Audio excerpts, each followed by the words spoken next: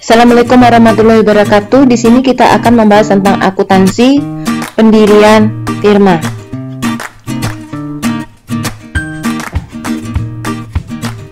Di sini apa sih beda firma dengan perseroan, atau definisi firma itu sendiri apa sih?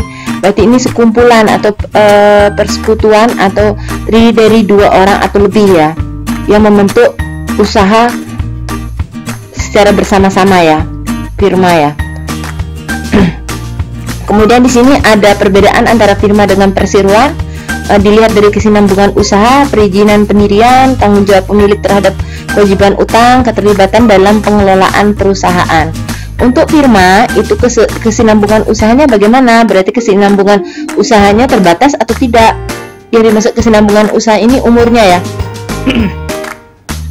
Untuk firma itu umurnya bisa dikatakan umurnya terbatas ya, sedangkan perseroan tidak terbatas ya, tidak terbatas panjang umurnya. Berarti maksudnya yang terbatas dan tidak terbatas bagaimana? Kalau firma itu terbatas berarti berdasarkan ya udah orang-orang yang ada di sana, biasanya dia terdiri dari 3 orang atau 4 orang. Berarti yang 4 orang itu ketika salah satunya bubar ya, keluar atau gimana itu ya, jadi tidak ada yang melanjutkan gitu ya. Misalnya ada bagian yang di sana diantaranya aktif gitu ya. Ketika keluar berarti ya tidak ada kelanjutan yang berikutnya gitu loh. Stop sampai di situ aja gitu ya. Untuk perseroan berarti dia ketika ada yang menjual sahamnya berarti tetap, atau misalnya sebagian atau seluruhnya saham yang dijual untuk perseroan ya tetap berjalan. Berarti yang membelinya dia yang melanjutkan gitu ya. Atau bisa jadi misalnya saham kita di perusahaan A atau di perusahaan Unilever atau di perusahaan BCA misalnya ya, perusahaan BCA misalnya atau perusahaan Mandiri gitu ya, Bank Mandiri, Bank BCA misalnya, untuk nilai ininya kita punya saham misalnya 10 lot. Nah yang 10 lot itu karena kita mau jual gitu ya, karena mau dijual ternyata ini kira-kira berjalan terus nggak untuk perseroannya? Tetap berjalan, karena kan kita jual beli ya udah. Jadi walau baik kita melakukan kegiatan usaha atau tidak, terlibat langsung atau tidak, berarti ya tetap jalan, nggak ada ngaruhnya gitu loh. Jadi mau jual atau mau tidak, mau kita ikut aktif atau tidak, berarti di sini untuk perseroan kalau kita sudah jual berarti tidak ada kaitannya, tetap berjalan terus kegiatan usahanya. Itu yang dimaksud dengan umurnya yang tidak terbatas. Nah, kemudian untuk perizinan pendirian yang jelas untuk firma simple, nggak begitu sulit ya. Ya mungkin terkait sama ada nama pendiriannya, nama usahanya apa, terus KTP, NPWP ya, semacam denah lokasi dan lain sebagainya, tidak begitu ribet seperti yang ada di perseroan. Kalau perseroan kita harus daftar dulu ke kementerian seperti apa, daftar dulu berkas-berkasnya seperti apa, tunggu dulu apakah ada kesamaan tidak dengan ininya dengan perusahaan-perusahaan lain. Kalau misalnya sama nama PT-nya sama, kemungkinan itu ditolak ya. Dan proses-proses lainnya seperti misalnya harus ke notaris untuk akte pendiriannya seperti apa dan seterusnya ya. Kalau perseroan terbilang lama ya dibandingin dengan firma. Kalau firma umumnya 2 minggu sampai 1 bulan lah ya untuk firma. Kemudian tanggung jawab pemilik terhadap kewajiban atau utang. Tanggung jawab pemilik terhadap kewajiban utang. Bagaimana dengan firma? Kalau firma itu kewajibannya tidak bisa dikatakan ini ya, tidak kewajiban pemiliknya ini bisa dikatakan tidak terbatas. Maksudnya tidak terbatas kayak gimana? Dalam artian untuk firma dia nggak ini, untuk misalnya harta kekayaan yang dia miliki ya udah diserahkan ini ya, untuk firmanya diserahkan sepenuhnya. Misalnya dia punya aset di perusahaan 1M gitu ya. Di sini firma ya punya aset perusahaan 1M. Nah, ketika dia memiliki kewajiban di atas 1M, misalnya dia harus memenuhi kewajiban atau utangnya, bisa jadi kepemilikan pribadi misalnya di luar 1M itu dia gunakan gitu loh.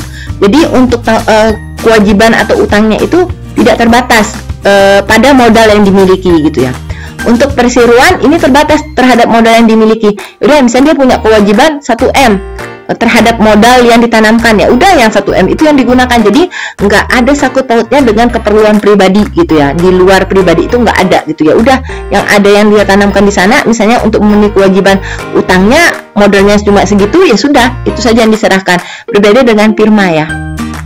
Untuk keterlibatan dalam pengelolaan perusahaan. Nah, kalau firma berarti secara otomatis keterlibatannya bagaimana? Oh, ada terlibat yang aktif. Kalau yang perseroan berarti tidak aktif. Maksudnya aktif bagaimana? Berarti firma namanya bentuknya kecil, bisa jadi 3 orang, 4 orang, ya bisa juga 10 orang, tapi umumnya 2, 3 atau 4 orang gitu ya. Jadi pengelolaan usahanya relatif kecil, berarti masih skupnya biasanya skup keluarga gitu ya. Jadi untuk keterlibatannya aktif semua, bisa jadi aktif semua, bisa juga tidak aktif, tapi umumnya itu aktif semua untuk mengontrol suatu usahanya seperti apa. Untuk keterlibatan pengelolaan perusahaan, jadi umumnya aktif untuk melakukan kegiatan usaha tersebut, aktif keterlibatannya memberikan pendapat dan seterusnya. Untuk perseroan ini tidak aktif, nggak harus pergi ke sana gitu loh, nggak harus ngecek seperti apa gitu ya, kecuali kalau misalnya pemegang dia benar-benar pemegang saham, misalnya pemilikan saham lebih dari 50% ya. Jadi di sini nggak aktif juga, walaupun intinya ini untuk perseroan tidak aktif. Misalnya saya punya saham 10 lot dari perseroan tersebut atau PT tersebut. Akan tetapi misalnya saya tadi punya saham di Unilever, saya nggak harus ke PT Unilever sendiri. Jadi saya hanya menerima, ya udah, dividen saya dari 10 lot itu berapa gitu. Ya tidak terlibat, tidak terjun langsung lah intinya ya. Jadi tidak aktif, tidak begitu aktif ya, bukan tidak aktif lah untuk perseroan ya. Hanya ya udah menunggu aja berapa sih dividen yang ada gitu ya. Kalau firma itu aktif ya. Itu perbedaan antara firma dan perseroan. Nah, untuk pendirian firma di sini ada syarat yang harus ditentukan. Di sini ada nama dari pengusulannya, berarti ada nama dan alamat firma, jenis usaha, hak dan kewajiban, jumlah modal, pembagian laba, syarat pengambilan modal, prosedur penerimaan anggota baru, prosedur pengeluarannya anggota baru, pembubaran firma dan lain sebagainya. Untuk pembagian laba ini macam-macam ya, ada pembagian laba rugi yang sama, ada dibagi sesuai dengan modal awal, modal akhir, itu yang akan dibahas minggu depan ya. Yang berikutnya, firma didirikan oleh anggota yang belum memiliki usaha. Jadi yang akan dibahas ini ada 3 ya. Firma yang didirikan oleh anggota yang belum memiliki usaha, firma yang didirikan oleh anggota yang sudah memiliki usaha dan ada yang belum memiliki usaha, firma yang didirikan oleh anggota yang memiliki usaha semua. Berarti di sini untuk contoh pertama, di sini firma yang didirikan oleh anggota yang belum memiliki usaha. Di sini ada Tuan Ali, Ahmad dan Ardi. Untuk kasnya berarti di sini masing-masing kas yang diberikan adalah 20 juta untuk Tuan Ali, kendaraan, bangunan. Tuan Ahmad di sini ada persediaan kendaraan. Sedangkan untuk Tuan Ardi semua ya, kas, persediaan kendaraan, tanah, bangunan. Kemudian untuk jurnalnya berarti sini ada kas. Kas berarti posisi di debit kendaraan 3 juta, kemudian bangunan konter 2 juta, kemudian modalnya adalah 25 juta.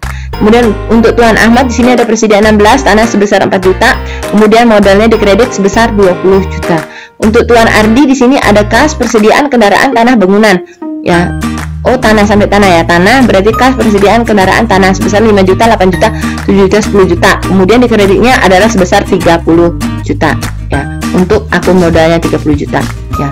Kemudian dari ketiga ini digabungkan, yaitu ada kas 20 juta, kemudian Tuan Ardi 5 juta, itu masuk di rekening kas untuk neraca awalnya, berarti 25 juta, persediaan 24 juta, kendaraan itu 10 juta, kemudian tanah itu 14 juta, bangunan 2 juta. Nah, ini untuk yang tadi yang sudah saya jelaskan, untuk hasil penyetoran modal ya. Untuk Tuan Ali ada kas, kendaraan, bangunan, modal Tuan Ali 23, 2 sama 25, diperoleh dari sini semua ya. Untuk persediaan tanah ini untuk Tuan Ahmad, dia menyerahkan persediaan sama tanah ya, diperoleh dari sini ya, 16 sama 4 juta. Kemudian di sini kita lanjut ke Tuan Ardi ya. Tuan Ardi juga sama, berarti ada 4 penyetoran kekayaannya, kas, persediaan, kendaraan sama tanah ya. Ini ya posisinya. Kemudian untuk neraca awal seperti yang sudah saya utarakan tadi, berarti untuk kas berarti tinggal dijumlahkan ya. Kas berarti nilainya 25, persediaan nilainya 24, kendaraan itu 10, dan tanah itu 14, dan seterusnya. Sini sehingga masuk ke kas 25, persediaan itu 24, ya tinggal dijumlahkan keseluruhannya dari ketiga modal ya, Tuan Ali, Tuan Ahmad, dan Ardi yang menyetorkan kekayaannya berupa kas, persediaan, tanah, bangunan, kendaraan, dan seterusnya. Ini posisi neraca awal dari Tuan Ali, Ahmad, dan Ardi. Yang berikutnya ini sudah selesai ya, ini gampang banget ya. Kemudian kita lanjut, firma yang didirikan oleh anggota yang sudah memiliki dan belum memiliki usaha. Berarti di sini contohnya salah satunya ya, ada Tuan Lele, Walala, Lili, sama Lulu ya. Ini untuk memudahkan saja ya, sehingga namanya Lala, Lili, Lulu ya. Sini ada kasnya, ini yang sudah memiliki neraca awal untuk Tuan Lele ya. Ada kas 6 juta, piutang, dan seterusnya. Lala ini penyetoran kekayaannya, kas, kendaraan, terus Lili di sini ada persediaan, peralatan, Lulu di sini ada 4.600.000 dan seterusnya. Ini posisi awalnya ya. Akan tetapi di sini ada kesepakatan yang telah dibuat, yaitu ada kas milik Tuan Lele diambil seluruhnya oleh Tuan Lele, persediaan barang dagangan Tuan Lele dinilai kembali. Kas yang diambil Tuan Lele seluruhnya, berarti posisi kas ada di kredit untuk kasnya, berarti sini 6 juta ya. Kemudian persediaan barang dagangan Tuan Lele dinilai kembali atau diturunkan sebesar 2.500.000, berarti diturunkan ya. Persediaan 8.750 diturunkan nilainya berarti 2.500.000. Jadi yang muncul di neraca itu 2.500.000. Ya, persediaan berarti posisinya di kredit karena dia berkurang. Akun temannya adalah modal pada persediaan kalau misalnya dibuat satu-satu. Akan tetapi ini digabung ya. Utang bank Tuan Lele akan dilunasi sendiri oleh Tuan Lele, berarti utang banknya berarti 4.500.000 ya. Berarti posisinya di kredit. Tanah milik Tuan Lulu dinilai kembali sebesar 8.400.000. Di sini tanahnya berarti 8.400.000, berarti tidak muncul 6 juta, berarti ketemunya 8.400.000, berarti untuk sebentar. Untuk Lulu berarti di sini 8.400.000 ya, sehingga modal yang ditanahkan bukan 16.600.000 lagi.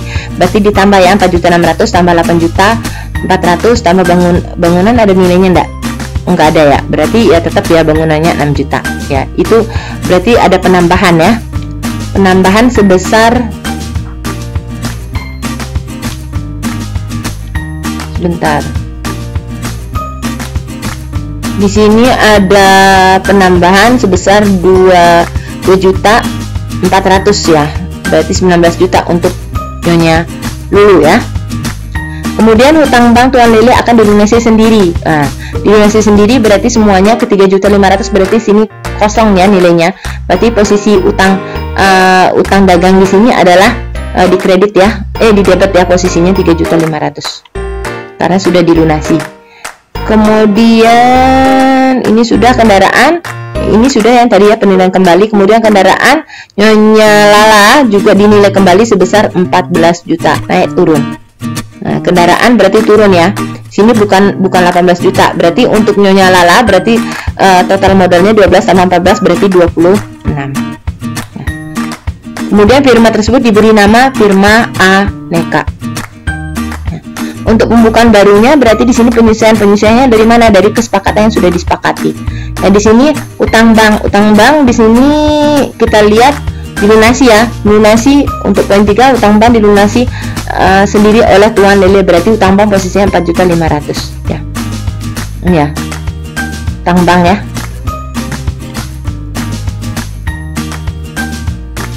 Kemudian modalnya nanti dulu, kasnya 6 juta ya. 6 juta ini posisinya kesepakatannya. Nih, kas milik Tuan Lele diambil seluruhnya, kemudian utang bank, nah, kas diambil semua berarti 6 juta ya. Dilihat dari neracanya di sini 6 juta posisinya. Kemudian persediaan dinilai ya, penilaiannya diturunkan menjadi 2.500.000. Nah, ini posisi kekayaan Tuan Lele menjadi, nah piutang usaha masih 1.500.000 karena tidak ada ininya ya, tidak ada perubahan terkait sama piutang usaha. Kemudian persediaan barang dagangan karena turun, berarti yang di sini 8.750 yang ada di posisi neraca dikurangi 2.500, ketemunya 6.250. Kemudian alat toko 2.250 tidak ada berubah. Berarti hutang dagang di sini 3.500, tidak ada hutang bank lagi karena hutang bank sudah dilunasi posisinya ya. Kemudian modal tuan lele seperti apa? Modal tuan lele 10.500 dikurangi 4 juta ya. Posisinya di modal kredit ya posisinya, berarti dia akan berkurang. Kemudian untuk jurnal penutup di sini utang dagangnya di sini 3.500. Ini berarti dibalik posisinya ya. Untuk jurnal penutupnya. Untuk jurnal penutup di sini diperoleh dari ini ya. Berarti di sini sebenarnya untuk akun utang dagang modal ini nggak perlu ditutup ya sebenarnya ya. Nggak ini ya, nggak logis ya untuk ditutup, karena biasanya di pengantar itu yang perlu ditutup adalah akun-akun yang ada di laporan laba rugi. Ini kita sesuaikan dengan yang ada di buku aja ya. Nah, di sini utang dagang ada modal tuan lele, ada piutang dagang, persediaan alat toko diperoleh dari mana? Ini ya, dari sini ya. Piutang usaha ada ya, piutang usaha 16, persediaan 6250 dan seterusnya. Diperoleh dari posisi kekayaan yang ada di tuan lele itu sendiri. Kemudian pencatatan anggota yang belum memiliki usaha, ini yang sudah memiliki usaha. Kemudian jurnal penyetoran untuk Nyonya Lala itu ada kas kendaraan itu nilainya 14 juta yang diakui sesuai dengan kesepakatan, untuk kasnya 12 juta, kemudian modalnya 26. Nah, ini nyetornya kekayaannya ya, 12 juta ya. Kemudian dilanjutkan untuk jurnal penyetoran kekayaan Lili, di sini ada persediaan peralatan kantor dan modal tuan Lili. Untuk jurnal penyetoran kekayaan dulu, di sini ada kas kendaraan bangunan. Ini dilihat dari tabel ya sebelumnya ya. Kas di sini untuk tanah ini ada penilaian kembali untuk tanah ini naik sebesar 2.400.000 sehingga modal yang untuk Nyonya tuan Lili adalah 19 juta. Untuk penyetoran kekayaan tuan lele di sini ada piutang dagang, persediaan alat-alat toko, utang dagang dan modal tuan lele. Ini untuk penyetoran kekayaan bisa dilihat dari jurnal penutupnya itu dibalik ya. Sedangkan untuk jurnal penutup bisa dilihat dari posisi kekayaan tuan lele yang sudah disesuaikan tadi. Ini berlanjut ya. Kemudian untuk neraca awalnya ini tinggal ditotal saja. Untuk kasnya, piutang, persediaan awalnya berarti pendiriannya dilihat dari jurnal penyetoran kekayaan. Berarti kita lihat di sini misalnya posisi jurnal penyetoran kekayaan ada kas 12 juta. Kita lihat lagi di sini ada nggak kas di sini? Oh, ada kas di sini 4.600.000. Berarti di sini 12 juta ditambah 4.600.000 ketemu 6 juta. 12 juta tambah 4.616 juta ya, 16.600.000. Jadi ketemunya 16.600.000. Untuk piutang ada nggak sini? Piutang nggak ada ya. Piutang ada ini ya, 1.500.000 ya. Berarti munculnya 1.500.000. Misalnya kita contohkan yang lain, tanah 8.400.000. Berarti di sini kita lihat tanah tidak ada. Di sini tanah ada ya 8.400.000, di sini juga tidak ada. Kemudian berarti munculnya di sini tanah 8.400.000. Begitu seterusnya. Kemudian tersusun sebuah neraca awal, ada aktiva lancar, aktiva tetap. Di sini hutang berarti hanya dikelompokkan dan ini posisinya seperti apa, untuk neraca awalnya seperti apa, ada modal dan seterusnya ya. Kemudian kita lanjut ke firma ya. Untuk firma oleh anggota yang semuanya sudah memiliki usaha perorangan. Firma didirikan oleh anggota yang sudah memiliki, yang tadi yang pertama yang belum memiliki usaha, yang sudah yang belum memiliki usaha, yang salah satunya memiliki usaha, yang ketiga yaitu yang sudah memiliki usaha semua. Sini ada Tuan Rahmat dan Tuan Mahmud. Berarti di sini posisi kekayaannya ada kas piutang, di sini juga ada kas piutang dan seterusnya. Ya, ada utang juga dan seterusnya. Ini posisi kekayaan atau neraca awal dari Tuan Rahmat atau Tuan Mahmud, posisi neracanya ya. Kemudian kesepakatan di antara kedua ini ya, ada kas Tuan Rahmat diambil sebesar 1.500.000, sedangkan Tuan Mahmud diambil semuanya. Berarti kasnya posisi Tuan Rahmat ini diambil 1.500.000, berarti masih sisa 1.700.000. Kemudian piutang dagang Tuan Rahmat hanya diserahkan sebagian saja dan demikian pula persediaan barang dagangannya. Berarti piutang sama persediaan yang diserahkan separuhnya saja. Piutang berarti 5.850, berarti dibagi 2, 2.925 ya. Kemudian ini persediaan barang dagangannya sebagian saja, berarti 5.225 ya. Posisinya berarti dibagi 2 ya. Kemudian posisinya diserahkan sebagian saja ya. Kemudian peralatan toko Mahmud dinaikkan nilainya sebesar 600, berarti yang 600 ini muncul di jurnal penyesuaian ya, karena sudah dinaikkan nilainya sebesar. Demikian pula bangunan nilainya dinilai sebesar nilai wajarnya. Beda halnya dengan yang ada yang dinaikkan. Oh, berarti ini sudah kenaikannya 8.800.000, berarti harus dikurangi ya. Nilainya dinilai sebesar nilai wajarnya sebesar 8.800.000. Di sini posisinya untuk tadi posisinya apa ya? Bangunan ya 8.800.000. Bangunan di sini sebesar 7.300.000, berarti 8.800.000 dikurangi dengan 7.300.000, jadi ketemunya 1.500.000 untuk bangunan yang dinilai. Berarti kenaikannya adalah 1.500.000. Itu berarti posisinya untuk bangunan itu naik, berarti posisinya di debit. Misalnya kalau dibuatkan satu-satu jurnalnya, berarti bangunan pada modal, ada penambahan. Ini tidak ada aliran kas ya, karena kalau misalnya mau dibuat jurnal satu-satu, akan tetapi nanti kita lihat selisihnya itu merupakan akun modal. Utang dagang Tuan Rahmat akan dilunasi semuanya, berarti posisinya di debit. Utang dagang 46 Tuan Rahmat ya, 4675. Sedangkan hutang dagang Tuan Mahmud akan dilunasi sebagian. Mahmud berarti sebagian saja, berarti dibagi 2 ya, kalau anggap aja dibagi 2 ya. Utang banknya yang dilunasi ya, berarti 3 juta sekian ya. Kita lanjut ke jurnalnya ya. Nah, di sini posisi untuk utang dagang berarti di sini dilunasi ya berdasarkan kesepakatan yang ada ya, bisa ini kesepakatannya. Berarti untuk modalnya berarti nanti dulu kita lihat dulu apa sih pengurangan lainnya. Berarti piutang dagang ini sebagian berdasarkan kesepakatan juga, persediaan barang dagangan sebagian. Untuk kas diambil 1.500.000 yang tadinya 3 juta berapa gitu ya, 3.200.000 ya, di neraca 3.200.000 yang diambil 1.500.000, sehingga di total semuanya dikurangi dengan utang dagang, selisihnya merupakan akun modal. Kemudian penyesuaian untuk kekayaan Tuan Mahmud sama, yaitu peralatan toko 600, berarti di sini turun ya tadi ya, turun atau naik ya? Oh, dinaikkan nilainya. Berarti posisi naik, berarti posisinya di debit. Kemudian bangunan ini juga naik 1.500.000, yang tadinya 7.300.000 naik menjadi 8 juta berapa nih? 8.800.000 ya, naiknya 1.500.000. Kemudian hutang bank di sini dilunasi 3.370.000 ya, hanya sebagian saja. Untuk kas ini diambil juga untuk kasnya. Kemudian selisih di antara peralatan bangunan, hutang dan kas, itu akun selisihnya adalah modal. Ini untuk jurnal penyesuaian dari Tuan Rahmat dan Tuan Mahmud.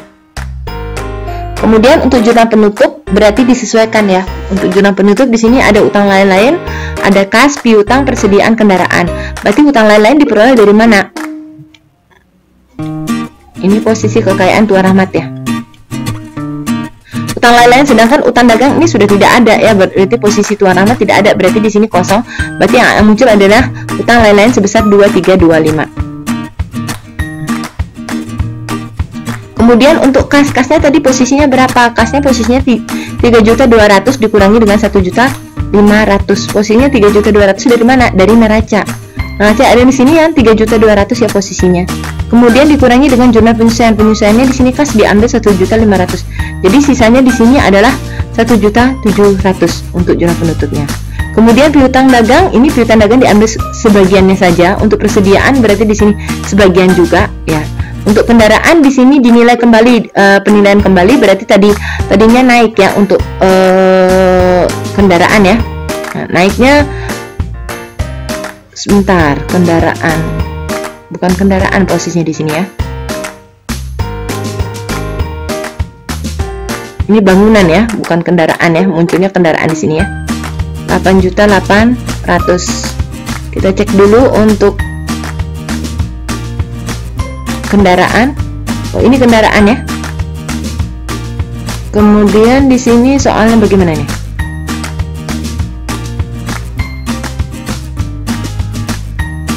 Ini bangunan. Ada enggak bangunan? Untuk kendaraan di sini 8.800.000 ya. Ini sudah benar ya.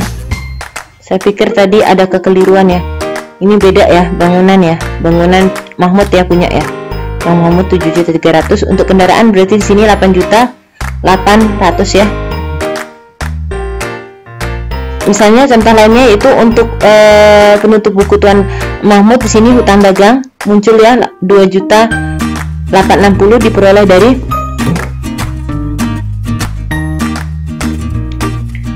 sebagian ya. Hutang dagang 2.860. Nah, ini munculnya ya 2.860.000 ya.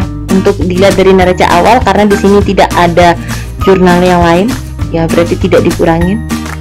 Kemudian di sini ada utang bank, ini separuhnya kalau nggak salah. Nah, ini separuhnya ya, separuh dari dinasi 6740, separuh dari Tuan Mahmud dan seterusnya ya. Nah, separuhnya ini separuh dari 6 juta ya, 6 juta sekian yang ada di neraca separuhnya ya setelah dilakukan penyelesaian dan seterusnya ya. Selisihnya merupakan akun modal. Kemudian untuk penyetoran kekayaan berarti tinggal digabungkan antara kas, berarti ini posisinya kas tadinya di kredit karena udah ditutup, anggapannya ini penyusunan penyetoran kekayaan ini berarti dibalik posisinya ya, berarti kas posisinya 1.700.000, ini kas. Piutang dagang, nah, piutang dagang di sini 2.900.000, di sini tidak ada. Piutang lain-lain adanya 6.850.000 ya. Nah, berarti isi yang ada di sini digabungkan semua sehingga munculnya seperti penyetoran kekayaan yang ada posisi di sini, ada kas, piutang, lain-lain dan seterusnya. Sehingga ada modal Tuan Rahmat dan Tuan Mahmud. Dari penyetoran kekayaan ini dibuatkan neraca awal, dimasukkan ke posisinya masing-masing, ada kas, piutang, lain-lain dan seterusnya ya. Berarti di sini untuk kas posisinya 1.700.000 diambil dari penyetoran kekayaan yang ada di sini. Ya. Jadi piutang dagang misalnya 2.250.000. Piutang dagang 2.225.000 ya, 2.925.000 rupiah. Piutang lain-lain juga sama ya, tinggal diambil dari sini semua ya. Sekian dari tutorialnya ya. Untuk tutorial sampai ini ya, sampai penyusunan neraca ya, penggabungan usaha firma ya, dari yang sudah, yang belum, salah satunya ya.